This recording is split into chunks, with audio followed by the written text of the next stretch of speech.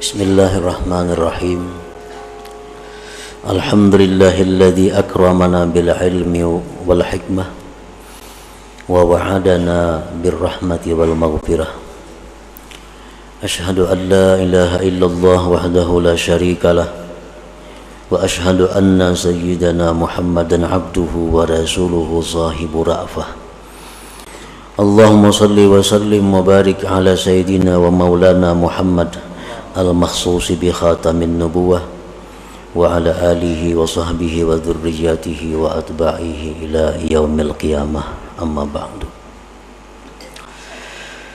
Alhamdulillah, puji syukur kita haturkan kehadirat Allah subhanahu wa ta'ala yang telah memberikan kepada kita berbagai macam nikmat dan anugerah, taufik dan hidayah serta inayah, sehingga kita malam ini dapat kembali berkumpul bersama-sama di majelis yang penuh berkah ini.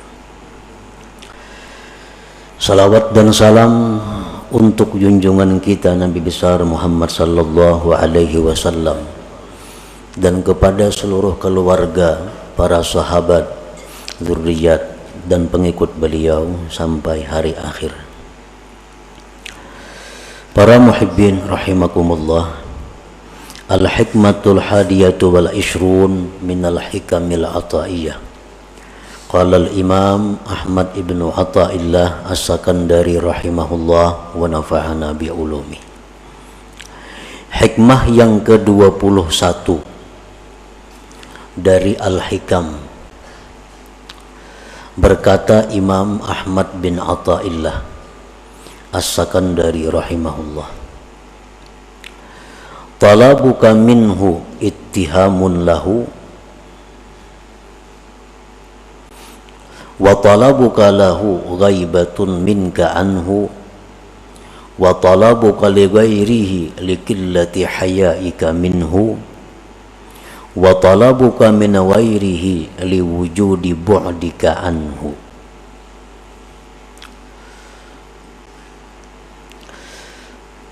Makna atau terjemah daripada hikmah yang ke-21 ini adalah menuntut engkau daripada Allah merupakan kurangnya percaya bagi Allah,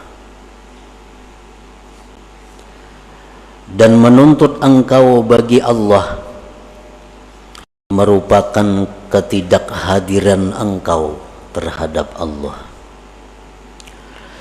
dan menuntut engkau bagi selain Allah karena kurangnya malu engkau daripada Allah, dan menuntut engkau dari selain Allah karena adanya jauh engkau daripada Allah. Nah, itulah terjemah daripada hikam atau hikmah yang ke-21 ini. Para muhibbin rahimakumullah, di dalam hikmah yang ke-21 ini ada 4 perkara. Ada 4 perkara yang disampaikan oleh beliau pengarang. Yang pertama adalah su'aluka minallah subhanahu ka'ayyarzukaka aw yansuraka aw yakfiyaka dalilun ala dha'fi thiqatika billah subhanahu li'annahu qad wa'adaka birrizqi wan nasri wal kifayah. Qala ta'ala Allahu alladhi khalaqakum thumma razaqakum wa kana haqqan alaina nasrul mu'minin alaysallahu bikafin abdah innallaha la yukhliful mi'ad.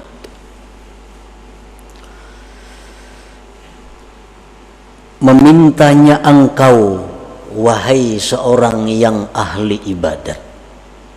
Ini tujuannya kepada orang-orang yang ahli ibadat. Yang dituju di sini Yang dikhitab di sini adalah orang-orang yang ahli ibadat kepada Allah. Wahai orang yang ahli ibadat,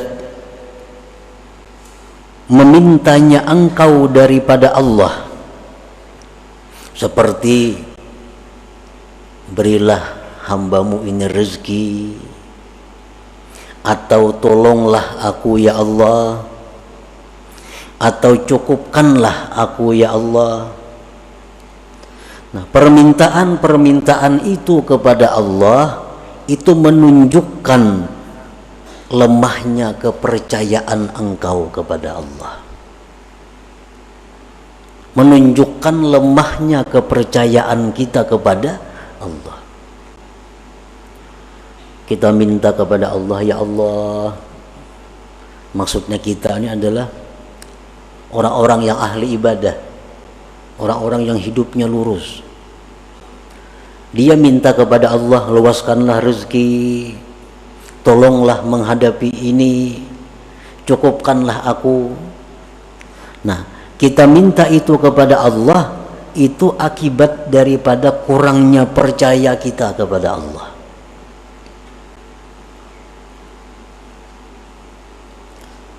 Karena Allah sudah menjanjikan engkau. Dalam Al-Quran Allah sudah menjanjikan dengan rezeki. Allah sudah menjanjikan menolong. Allah sudah menjanjikan mencukupi. Seperti firman Allah, Allah yang menciptakan kamu, kemudian Allah yang memberikan rezeki kepada kamu. Firman Allah lagi adalah kepastian atas kami menolong orang-orang yang beriman. Allah berfirman lagi, apa tidakkah Allah itu mencukupi hamba-hambanya?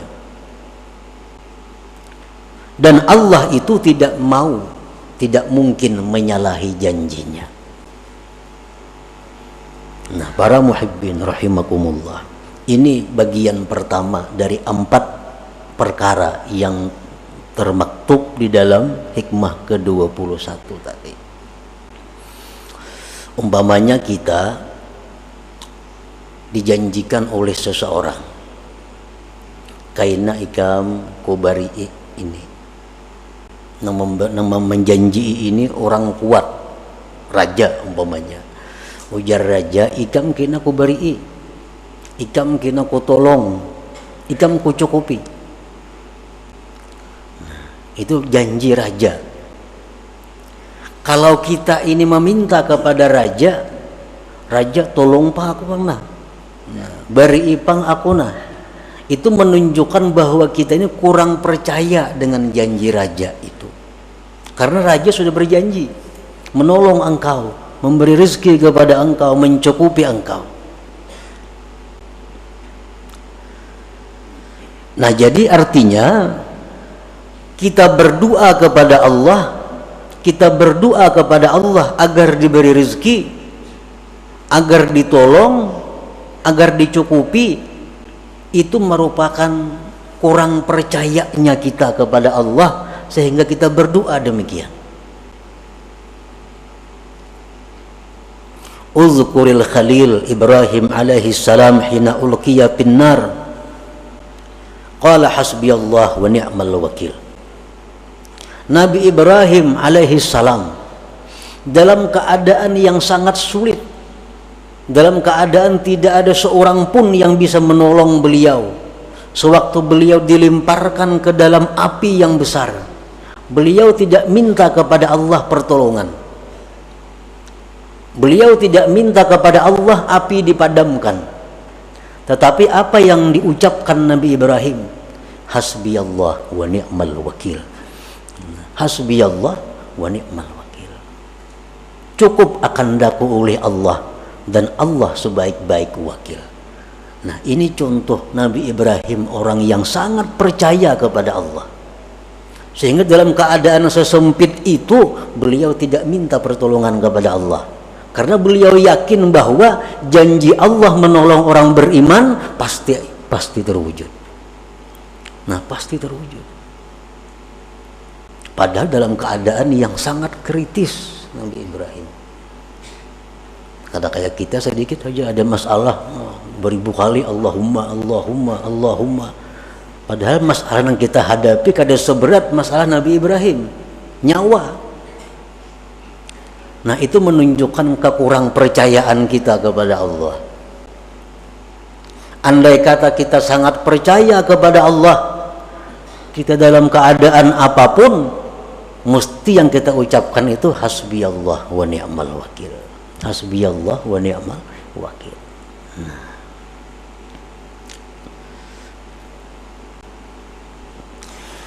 Wa fil haditsil qudsi, tersebut dalam hadis qudsi, man syaghalahu dzikri an mas'alati a'taituhu afdala ma u'tis sa'ilin.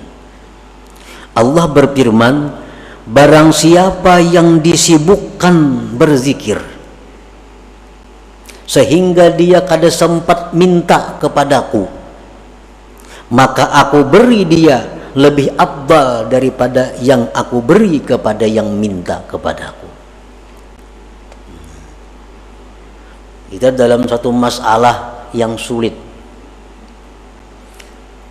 yang satu si A minta kepada Allah, ya Allah hamba sulit mudahkan, ya Allah hamba sulit mudahkan. Ada si B ini kada, hasbiyallah wa ni'mal wakil, hasbiyallah wa ni'mal wakil, atau subhanallah, atau alhamdulillah, berzikir kepada Allah. Allah akan memberi orang yang berzikir ini lebih daripada yang minta kepada Allah, lebih daripada yang minta kepada Allah.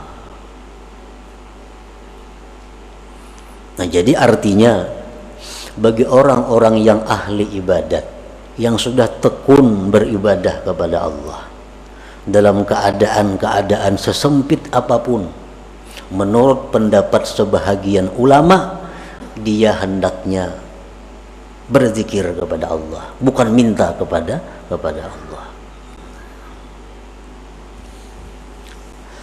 Nah itulah bagian yang pertama daripada hikmah yang ke-21 tadi.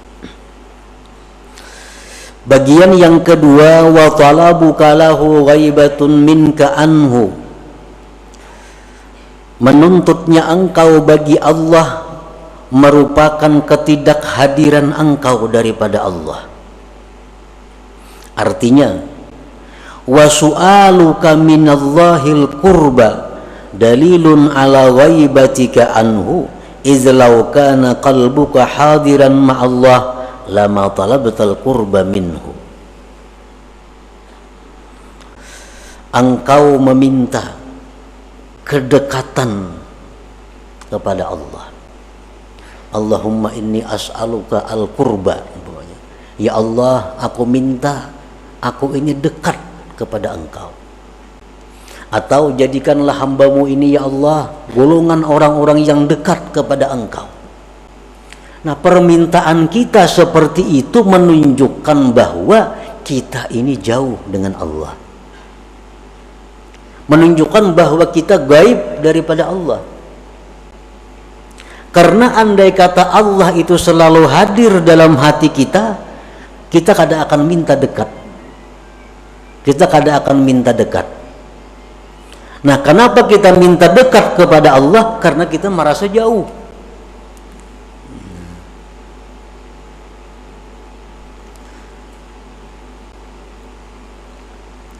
Izlau kana qalbuka hadiran ma'allah lama talabtal qurba minhu. Karena jikalau hati engkau itu selalu hadir bersama Allah, niscaya engkau tidak meminta kedekatan daripada Allah. Nah jadi artinya kita minta lawan Tuhan supaya dekat itu kurang baik juga, kurang baik juga. Karena itu berarti kita jauh dengan Allah. Jadi bagi orang-orang ahli ibadah, baik minta supaya ditolong, minta supaya diberi rezeki, itu hendaknya kada usah, cukup hasbiyallah wa ni'mal wakil. Jangan minta dekat kepada Allah, tetapi teruslah berzikir, karena dengan berzikir itu kita sudah dekat dengan Allah. Nah.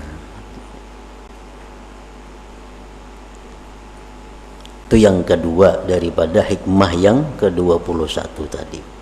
Yang ketiga, wa talabuka li ghairihi likillati hayaika minhu.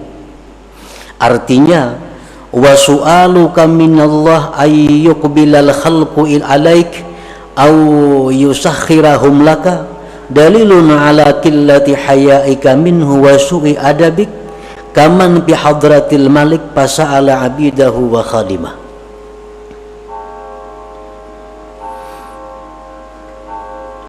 Mintanya engkau daripada Allah bahwa agar makhluk ini berhadap kepada engkau, itu satu bukti bahwa sedikitnya malu engkau dari Allah dan jahatnya adab engkau. Umpamanya kita berdoa kepada Allah, ya Allah, tundukkanlah manusia-manusia kepadaku. Ya Allah, bukakanlah hati manusia untuk semua menghadap kepadaku. Nah, doa seperti itu. Kita berdoa kepada Allah supaya orang-orang katuju lawan kita. Artinya, kita minta lawan Tuhan supaya kita ini dikatujui makhluk. Nah, bila kita minta demikian kepada Allah, itu menunjukkan kita ini jahat adab kepada Allah. Kenapa jahat adab demikian? Seperti orang yang berada di hadapan raja. Nih, di hadapan raja. Nah, kita di hadapan raja ini, nang kita takunakan lawan raja, pembantu-pembantunya, budak-budaknya. Wahai raja, pembantu pian si pulang tuh kayak apa? Sihat saja kayaknya, sigar raja kayaknya. Pembantu pian si B itu baik saja kayak. Pembantu raja aja ditanyakan, rajanya kan ada ditanya. Nah, ini menunjukkan kita kurang adab kepada raja. Nah, sama halnya orang yang di hadapan Allah, kalau minta agar manusia katuju lawan inya, ini orang yang sedikit malunya terhadap Allah Subhanahu wa ta'ala. Mestinya nang kita minta itu supaya Allah katuju. Nah, jangan supaya makhluk katuju seorang. Nah, kalau kita bujur-bujur itu kita supaya minta Allah tuh katuju lawan kita, bukan makhluk nang katuju kepada kita. Nah, yang keempat, bagian yang keempat dari hikmah yang ke-21, wa talabuka min ghairihi liwujudi bu'dika anhu. Menuntutnya engkau dari selain Allah menunjukkan adanya jauh atau jahil engkau daripada Allah. Wa su'aluka min ghairihi ta'ala, mintanya engkau dari selain Allah, litatluba minhu syai'a, untuk kamu tuntut dari selain Allah sesuatu. Minta ubati lawan makhluk Allah, minta pertolongan lawan makhluk Allah, minta apapun kepada selain Allah. Auliyatma'inna bihi qalbuk, atau mencari ketentraman hati dengan selain Allah. Itu menunjukkan jahilnya engkau dan jauhnya engkau daripada Allah Subhanahu wa ta'ala. Orang yang mencari ketenangan batin dengan makhluk. Ada orang yang rasa tenang dengan memutar lagu. Putar lagu, nah tenang. Ini orang jahil kepada Allah. Ada orang yang merasa ketenangan hatinya bila mengisahkan masalahnya kepada makhluk, tenang hati. Ini orang jahil kepada Allah. Orang jahil kepada Allah. Mestinya Allah itu sudah cukup untuk dijadikan penentram hati. Allah sudah cukup tempat curahan hati kita. Nah, jadi kita hibak dada umpamanya, ini dikisahkan lawan orang tanang, nah berarti kita bodoh ngarannya. Kalau orang yang berakal, dia kepada Allah mengeluh, kepada Allah dia mengadu, kepada Allah dia menyampaikan persoalan-persoalannya.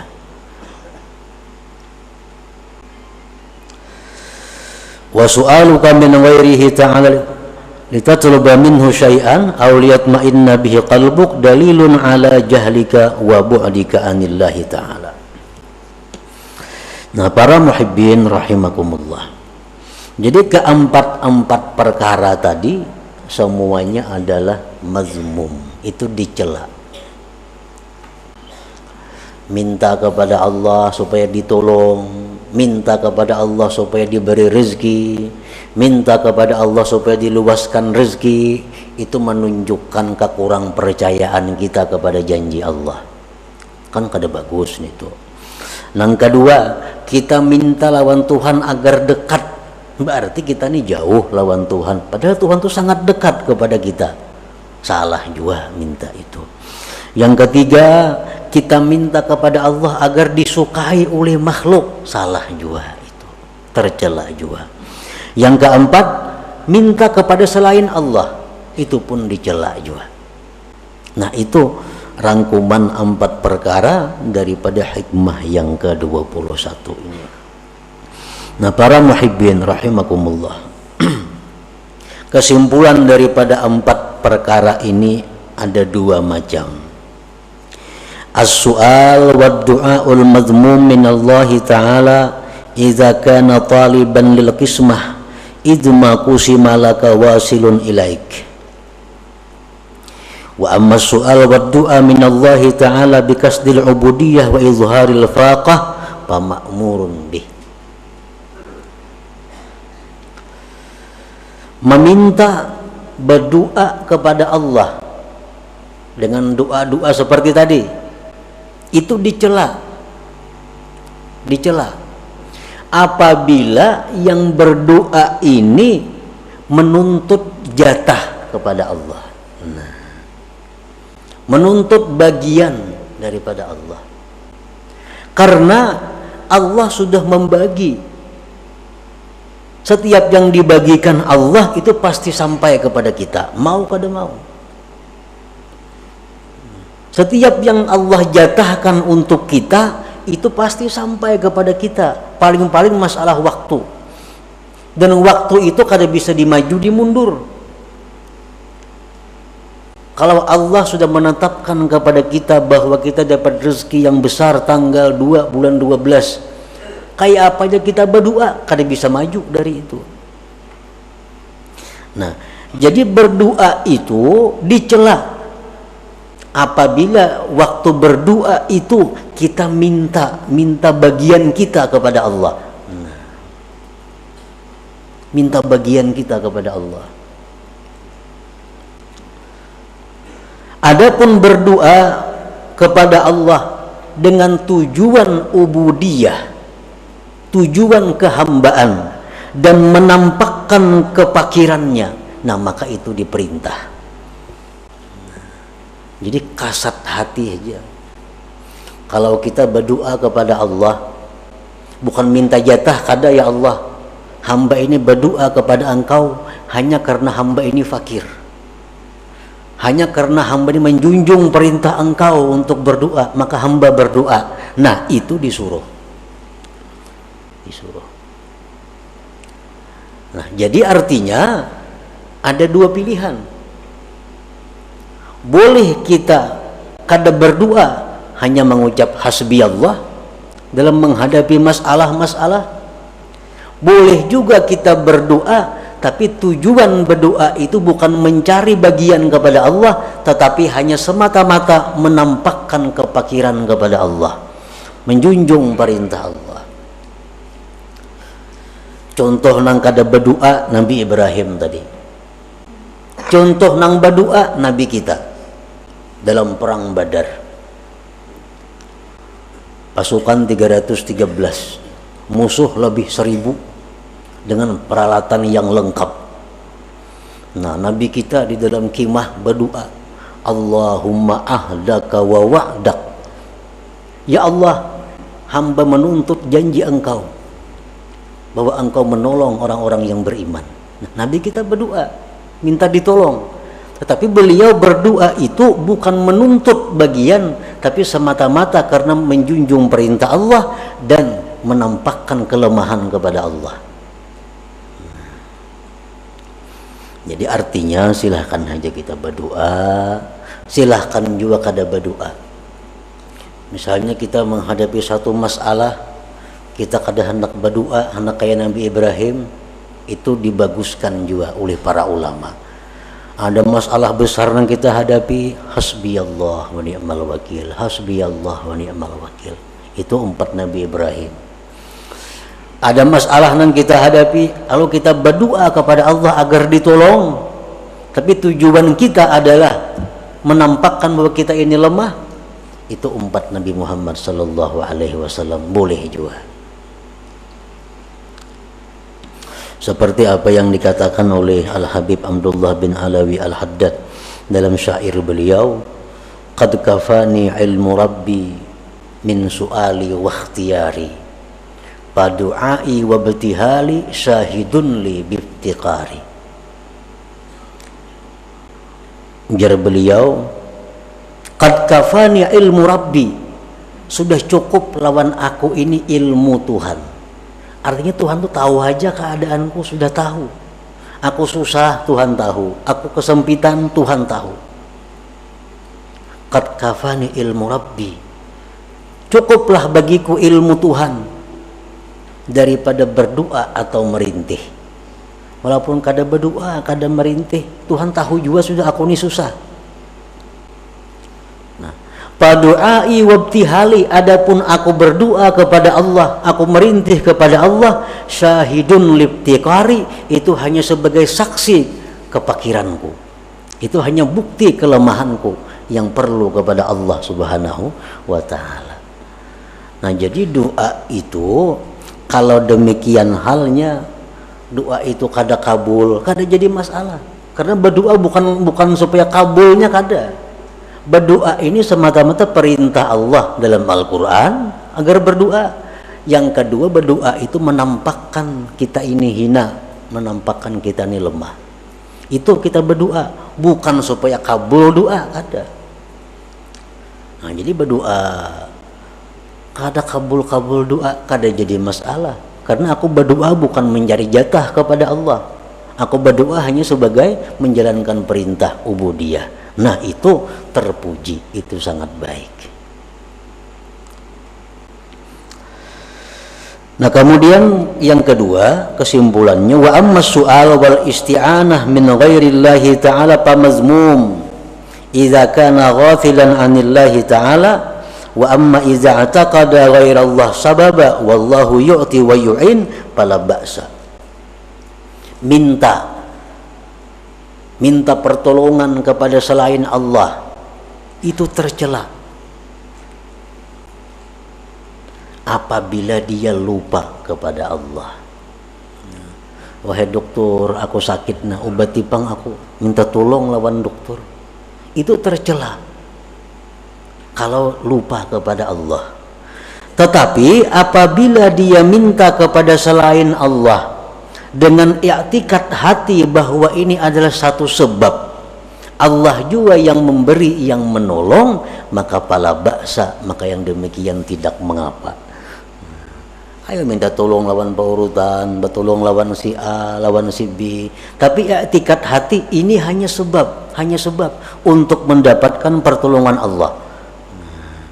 Minta tolong lawan dokter untuk dapat kesehatan dari Allah. Minta tolong lawan ini untuk dapat rezeki dari Allah. Nah, boleh minta tolong kepada siapapun, tetapi sebab untuk mendapatkan pertolongan Allah. Nah, itu yang mesti kita ingat setiap kita minta tolong kepada makhluk Allah. Kalau tidak demikian, maka kita akan tercela. Nah, itulah kira-kira sebagian daripada uraian hikmah yang ke-21 dari Al-Hikam Al-Ata'iyah ini. Nah, selanjutnya yang ke-22. Dan diumumkan bahwa untuk malam Rabu yang akan datang kita pengajian diliburkan. إلى حضرة النبي صلى الله عليه وسلم. الفاتحة. بسم الله الرحمن الرحيم مالك يوم الدين إياك نعبد وإياك نستعين صراط المستقيم. يا الله بها يا الله بها يا الله بحسن الخاتمة. يا الله بها يا الله بها يا الله بحسن الخاتمة. يا الله بها يا الله بها يا الله بحسن الخاتمة. فيا أيها الرجل منه شفاعة صلوا عليه وسلموا تسليما. اللهم صل وسلم وبارك عليه.